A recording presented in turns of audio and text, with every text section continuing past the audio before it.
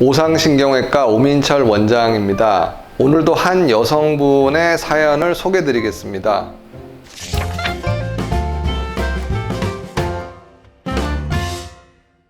가슴이 두근거릴 때 즉시 병원을 가야 하는 상황은 어떤 경우인지, 그리고 병원에서 검사를 했는데 심장의 문제는 아니라고 하면 어떻게 하는 것이 좋을지에 대한 명쾌한 해답을 드리겠습니다. 두근거림이라는 것은 심장 박동이 빠르거나 불규칙할 때 느끼는 증상인데요. 의학 용어로는 심계항진 또는 부정맥이라고 합니다.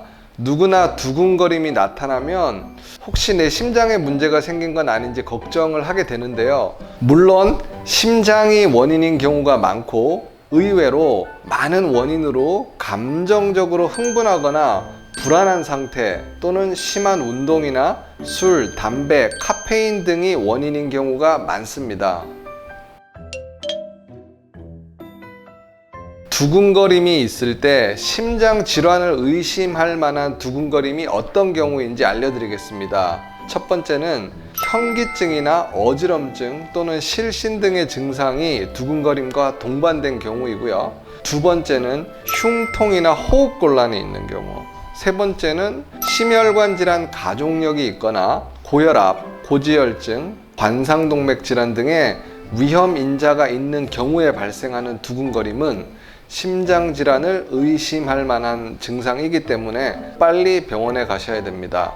이 세 가지의 경우에는 지체하지 마시고 가장 근처에 있는 내과 병원으로 바로 가셔야 됩니다. 바로 병원을 가서 심전도를 찍어 봐야 하는데요. 예약을 하고 방문하는 게 아니라 바로 가서 심전도를 찍어 보는 게 좋습니다.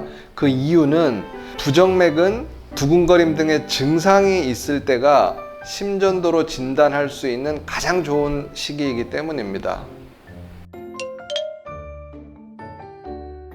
심장에 이상이 없이 나타나는 두근거림의 원인으로는 갑상선 기능 항진증, 저혈당, 탈수, 전해질 이상 등이 있습니다.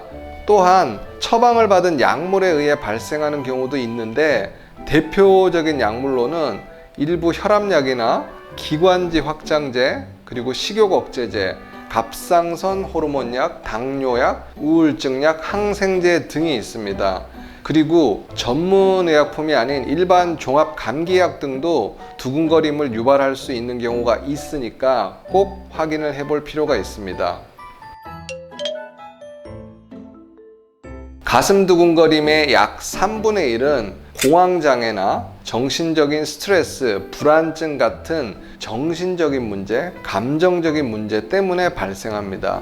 특히 공황장애는 매우 심하고 갑작스러운 공포감이나 불안감이 특별한 이유 없이 수초 또는 수분간 짧게 나타나면서 심장이 두근거리는 증상이 있을 때 의심을 해볼 수 있습니다. 스트레스로 인해 교감신경이 자극이 되면 심장 박동수가 증가하고 심장 수축력도 강해지기 때문에 가슴 두근거림을 더 잘 느끼게 되는 것입니다. 그렇기 때문에 교감신경의 흥분을 가라앉히는 자율신경 치료는 두근거림의 치료에 많은 도움이 될 수 있습니다. 그리고 여성의 경우 생리를 할 때나 폐경기 때 체내 호르몬 변화 때문에 가슴 두근거림을 느끼는 경우가 많습니다. 이런 현상 또한 생리 주기와 관련된 자율신경 밸런스가 깨어지면서 오는 교감신경의 항진이 원인이 되는 것입니다.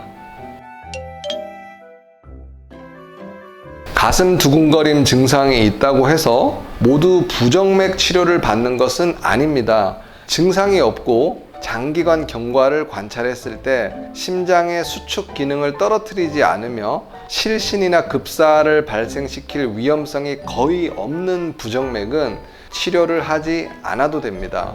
증상이 있다고 하더라도 항부정맥 약제를 바로 처방받아서 복용하는 것은 주의할 필요가 있습니다. 왜냐하면 심신 안정이나 충분한 수면과 휴식, 금주, 금연 등을 했을 때 저절로 좋아지는 경우가 많기 때문에 증상이 있다고 바로 항부정맥 약제를 처방받는 것은 좋은 방법이 아닙니다. 게다가 항부정맥 약제 복용이 또 다른 부정맥을 유발할 수도 있기 때문입니다. 오늘 내용을 정리를 하면 가슴이 두근거릴 때 반드시 병원을 빨리 찾아야 하는 심장 질환이 의심이 되는 부정맥에 대해서 다시 한번 리마인드를 해주시고요. 가슴 두근거림이 심한데 심장에 문제가 없는 경우가 더 많기 때문에 이 경우에는 내과적 문제나 생활 습관에 관련해서 다시 한번 점검을 해보시고요. 설령 부정맥으로 진단을 받았다고 해도 바로 항부정맥 약을 먹는 것은 신중하게 결정하면 좋을 것 같습니다.